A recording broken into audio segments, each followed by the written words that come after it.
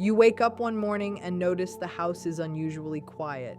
The tension that always seemed to hang in the air, the careful words, the sideways jabs, the constant fear of saying the wrong thing is absent. At first, it feels strange, almost like relief, but also confusing. You remember yesterday, the arguments, the guilt-laden conversations, the constant doubt planted in your mind, and then it hits you.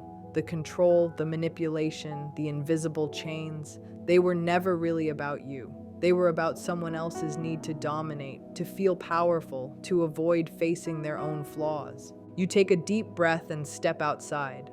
The world seems larger, freer, like space is finally opening up just for you. For the first time in a long time, you hear your own thoughts clearly. You feel your own heartbeat, not in response to fear or guilt, but simply because it's yours. And in that quiet moment, you realize something profound. Leaving isn't just about walking away from them. It's about reclaiming every small piece of yourself that was overshadowed, manipulated, or dismissed. It's not easy. There's fear, hesitation, and the echo of old patterns that try to pull you back. But you also feel the stirrings of courage, the kind that doesn't shout or strike back, but simply whispers, "You deserve your own life. You deserve your freedom. You deserve peace." That quiet whisper grows louder with each step, guiding you toward independence and clarity. As you stand there, feeling the world without the weight of their control, you remember this. Freedom is not given to you by anyone else. It is reclaimed by choosing yourself again and again. And in that moment, you understand that leaving a narcissist is not about revenge. It is about stepping into your life fully, boldly, and unapologetically, letting them face the consequences of their own actions while you finally live on your own terms. Recognizing the manipulation is the very first and most important step when dealing with a narcissist. Often people find themselves confused, feeling like they are constantly walking on eggshells, unsure of what is real and what is imagined. This confusion is not a flaw in you. It is a deliberate strategy used by the narcissist to maintain control. Understanding that the patterns you've experienced are not random or your fault is liberating. Once you can name the behavior, you begin to reclaim power. Manipulation comes in many forms, but it often starts subtly. Gaslighting, for example, is one of the most common tools. This is when a narcissist deliberately twists facts or denies events in order to make you doubt your own perception. You may remember a conversation vividly, yet they insist it never happened or that you misunderstood. At first, you may question your memory, your judgment, even your sanity. Over time, this repeated questioning can erode your confidence and make you feel dependent on them to tell you what is real. Recognizing gaslighting is crucial because it helps you separate your reality from the distortions they create. Another form of manipulation is guilt tripping. A narcissist will often make you feel responsible for their emotions or for the outcomes of situations you had little or no control over. If you assert yourself, they may sulk, cry, or accuse you of being selfish or uncaring. This creates an emotional debt that is impossible to repay because their standards are constantly shifting. Once you see this pattern, you can begin to notice when guilt is being used as a weapon, and you can respond with calm awareness rather than internalizing it as a reflection of your worth. Shifting blame is also a common tactic. In a healthy relationship, mistakes are acknowledged and responsibilities are shared. With a narcissist, however, nothing is ever their fault. They will turn every situation around so that you feel at fault even when it is completely unreasonable. Over time, this creates a cycle where you are constantly apologizing, defending yourself, and adjusting your behavior in ways that please them. Recognizing this pattern is liberating because it allows you to stop internalizing blame and start trusting your own sense of right and wrong. It's also important to pay attention to patterns of charm and devaluation. Narcissists are often incredibly charismatic at first, drawing you in with attention, flattery, and affection. But once they have a sense of control, they may begin devaluing you, criticizing small mistakes, or making cutting remarks. This cycle of idealization and devaluation keeps you off balance, constantly seeking approval and struggling to understand what went wrong. Recognizing the rhythm of these cycles allows you to see them as deliberate, not personal failures. Awareness of these manipulations is not just about intellectual understanding. It's about feeling them in your body and emotions. Often, when manipulation occurs, you feel tense, anxious, or emotionally drained. Listening to your own reactions and trusting that discomfort is a signal rather than a flaw is part of recognizing manipulation. This is the moment you start separating your experience from their influence, noticing the patterns rather than getting swept away by them. Recognizing manipulation also means seeing beyond excuses and rationalizations. Narcissists often present themselves as misunderstood or victimized, spinning stories that make their behavior seem justified. Learning to see these narratives as tactics rather than truth is essential. You begin to notice when someone is constructing a story to maintain control or evade accountability, and you no longer accept their version as the only reality. Ultimately, recognizing manipulation is about reclaiming your mental and emotional space. It's about seeing the patterns clearly, labeling the behaviors, and understanding that these are strategies designed to control you, not reflections of your inadequacy. This awareness is the foundation for every next step: setting boundaries, planning your exit, and detaching emotionally. Without this clarity, you may remain entangled, uncertain, and vulnerable. With it, you start to rebuild a sense of agency, knowing that your perceptions, feelings, and choices matter, and that no one has the right to twist them for their own advantage. Validating your own reality is one of the most important steps when dealing with a narcissist. One of the hallmarks of narcissistic behavior is their ability to make you question yourself constantly. Over time, you may start doubting your memory, your emotions, and even your instincts. This isn't because there is anything wrong with you. It's because narcissists deliberately try to destabilize your sense of self. Reclaiming your reality means reconnecting with what you know to be true and giving yourself permission to trust your feelings again. When you're in close proximity to a narcissist, it's common to feel like your perception is always flawed. They might insist that things didn't happen the way you remember, that your feelings are irrational, or that you are overreacting. You may even catch yourself apologizing for being upset, even when your emotions are valid. This is a sign that your internal compass has been manipulated.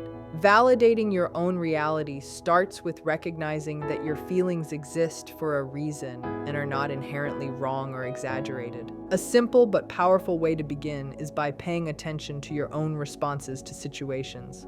When something feels off, uncomfortable, or hurtful, take note of it. Your body often registers truths before your mind does. A tight chest, tense muscles, or an uneasy stomach can be early signals that something is not right. These physical and emotional reactions are your internal guidance system, and they deserve acknowledgement. Learning to trust them again is a critical part of rebuilding your sense of reality. Another aspect is acknowledging your experiences without filtering them through the lens of guilt or self-blame. Narcissists often assign blame to you for events that are not your responsibility. When you validate your reality, you separate your experience from the distorted narratives imposed on you. You recognize that you have a right to feel hurt, frustrated, or disappointed, and that your interpretation of events is legitimate. This isn't about denying the other person's perspective. It's about prioritizing your own truth first. Writing things down can also help strengthen this process. Journaling your experiences allows you to see patterns and validate what you felt in the moment. When you write, you are documenting your reality, creating evidence of your perspective that cannot easily be dismissed. Over time, this practice reinforces the trust you have in your own mind and emotions, making it harder for a narcissist to gaslight or manipulate you. It's equally important to separate your emotions from their attempts to control them. A narcissist may try to make you feel guilty for feeling angry, sad, or frustrated. They may insist that your emotional reactions are the problem, not their behavior. By acknowledging your emotions as valid, you reclaim the authority over your inner life. You begin to understand that how you feel is not a bargaining chip for anyone else to use. It is a natural, legitimate response to your experiences. You also need to surround yourself with reminders of reality that reinforce your truth. Supportive friends, mentors, or therapists can help you confirm that what you experienced was real and that your responses were valid. Sometimes, simply hearing another person say, "Yes, that behavior was manipulative," or "You are right to feel hurt," can solidify your sense of reality in ways that are impossible when you are isolated with the narcissist. Validating your own reality is a process that takes time and patience. It often involves unlearning the patterns of self-doubt that have been instilled over months or even years.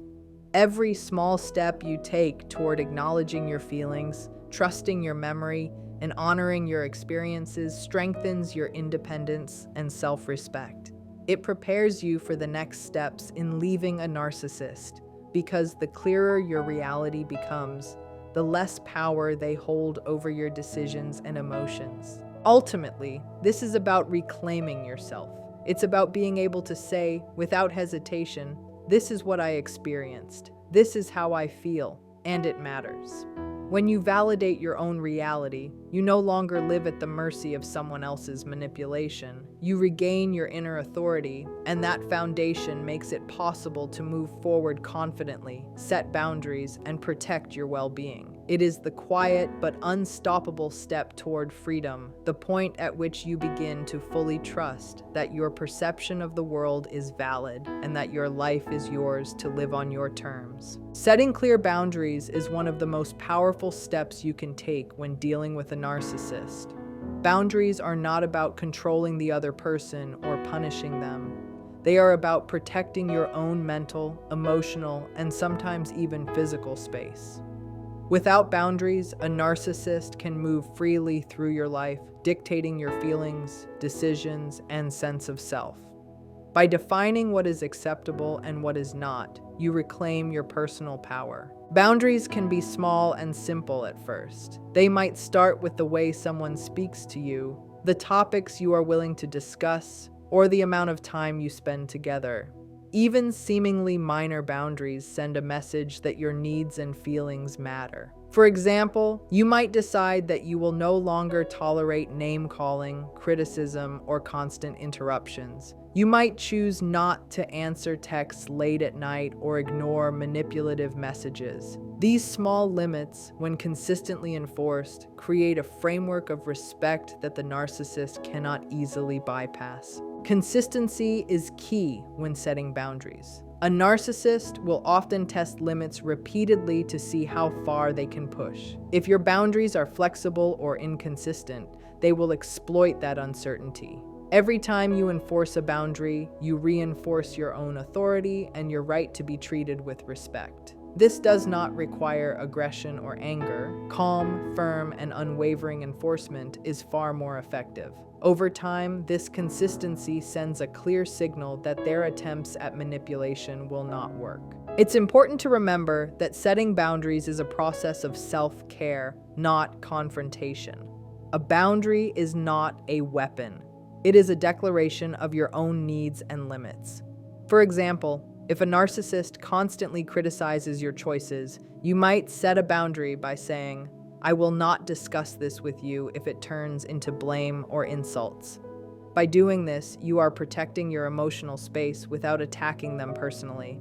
It is a form of self-respect, not revenge. Boundaries also include protecting your time and energy. Narcissists often demand attention, favors, or emotional labor that is disproportionate to what they give. Saying no when necessary is not selfish. It is necessary for your mental health. You might decline invitations, limit conversations, or disengage from arguments that are designed to manipulate or exhaust you. These actions create a buffer, allowing you to preserve your strength for decisions and relationships that truly matter. Emotional boundaries are equally important.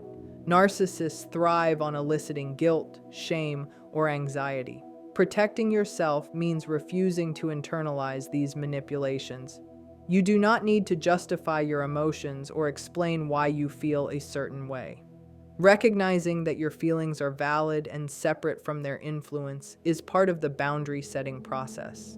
This helps you stay centered and reduces the likelihood that you will be drawn back into their control. Setting boundaries often requires preparation and clarity. Know what your limits are before encountering pushback. Write them down if necessary, or rehearse how you will communicate them calmly and firmly.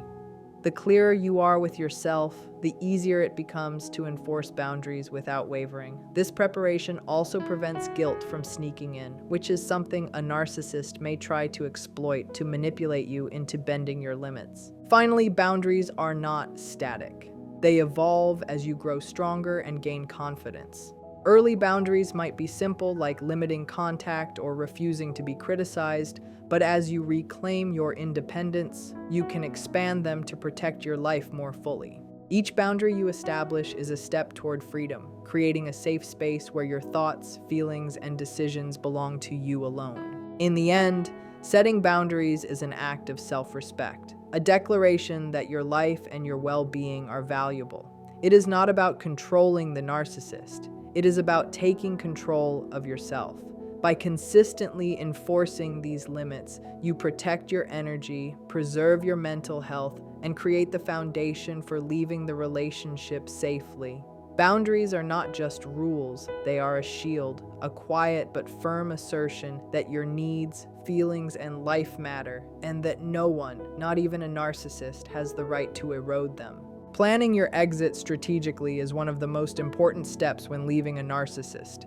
Leaving impulsively or without preparation can be dangerous, both emotionally and practically. Narcissists are skilled at creating chaos and using manipulation to pull you back in, so taking time to plan your departure carefully is not only wise, it's necessary.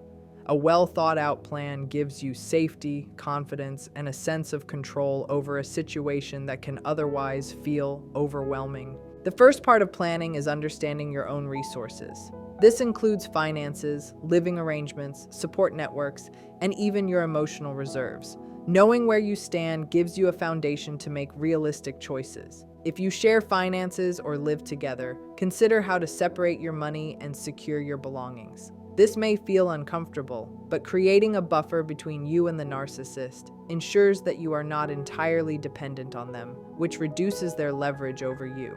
Timing is another crucial factor. Exiting at a moment when the narcissist is distracted or less able to react impulsively can help minimize confrontation. It is also important to anticipate how they might respond once you leave. Narcissists often escalate manipulation, guilt-tripping, or even threats when they sense loss of control. Preparing for these reactions ahead of time allows you to stay composed and not be pulled back into drama. Anticipation is not paranoia, it is practical readiness. Support systems play a critical role in planning your exit. Friends, family, or professionals who understand the situation can provide both practical help and emotional grounding. They can act as witnesses, offer temporary shelter, or simply validate your experiences when the narcissist tries to twist the truth. Having these allies in place before you leave makes the process feel less isolating and gives you reinforcement when self-doubt begins to creep in. It's also wise to document important details as part of your plan. This could include evidence of manipulative behavior, financial records, or any communication that may be relevant if legal or logistical challenges arise. This step is not about revenge or confrontation. It's about protecting yourself and ensuring that you have clarity and proof if disputes occur. Documentation strengthens your position and reduces the possibility of being coerced back into the relationship. Emotional preparation is equally vital. Leaving a narcissist can trigger intense feelings of guilt, fear, or even second-guessing. Planning allows you to build mental resilience so that these emotions do not derail your decision. Visualizing the steps, rehearsing conversations, and reminding yourself of the reasons for leaving can fortify your resolve.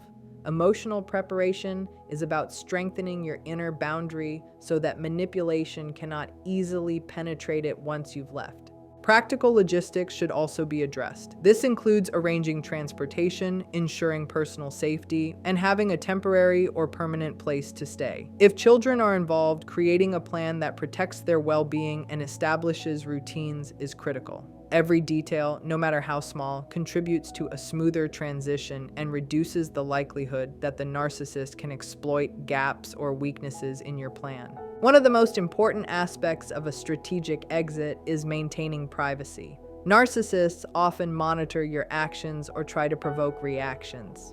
By keeping your plans discreet and avoiding unnecessary disclosure, you reduce opportunities for interference. This includes limiting social media posts, keeping communication with allies private, and being cautious about revealing timelines. Maintaining control over information is a subtle but powerful way to protect yourself. Ultimately, planning your exit strategically is about creating safety and independence while minimizing emotional and practical risks. It is a demonstration of self-respect and foresight, showing that you value your well-being enough to take deliberate action. A successful exit is not about dramatics or confrontation. It is about reclaiming your life with clarity and confidence. When you plan thoughtfully, you are no longer at the mercy of the narcissist's whims. You are acting intentionally with foresight and control, moving toward a future where your choices, your feelings, and your life belong to you alone. Detaching without hatred is one of the most powerful and liberating steps when leaving a narcissist. Many people believe that leaving requires anger, confrontation, or revenge, but the reality is that emotional detachment works far more effectively. Detachment is not about suppressing your feelings or pretending nothing happened. It is about reclaiming your emotional independence. It is about stepping back from the manipulation and refusing to let the narcissist control your inner world. One of the first things to understand about detachment is that it does not require hate. Hatred keeps you tied to the person because strong negative emotions often keep your focus on them and their behavior. When you detach without hatred, you shift your attention inward. You prioritize your own mental and emotional well-being, focusing on rebuilding yourself rather than tearing the other person down. This approach is quietly powerful because it denies the narcissist the reaction they are seeking. Detachment begins with understanding the nature of the relationship. A narcissist thrives on control and validation. They feed on emotional reactions, anger, guilt, frustration, and use them as fuel to maintain power. By consciously choosing not to react with these emotions, you stop providing the fuel they need. This does not mean you ignore your feelings. It means you observe them without letting them dictate your behavior toward the narcissist. You feel without reacting. You acknowledge without engaging. Another key aspect of detachment is breaking the cycle of blame and justification. Narcissists often try to draw you back into arguments, making you feel the need to explain or defend yourself endlessly. When you detach, you recognize that you do not owe them explanations or apologies for maintaining your boundaries or for choosing your own well-being. You release the compulsion to justify yourself, which is incredibly freeing because it removes the narcissist's leverage over you. Detaching also involves letting go of the need for closure or acknowledgement from the narcissist. Many people hope for an apology, recognition of harm, or some demonstration of understanding. While this is natural, waiting for it only prolongs your entanglement. Detachment is about accepting that the narcissist may never provide the resolution you seek. By finding closure within yourself, you reclaim your power and reduce the emotional hold they have over you. This process requires patience and self-compassion. It is normal to experience waves of anger, sadness, or confusion even after you have left. These feelings do not mean you are failing, they mean you are human. The key is to experience them without letting them pull you back into interactions or thoughts that center the narcissist. Over time, as you consistently practice detachment, these emotional triggers lose their intensity, and you feel steadier and more grounded.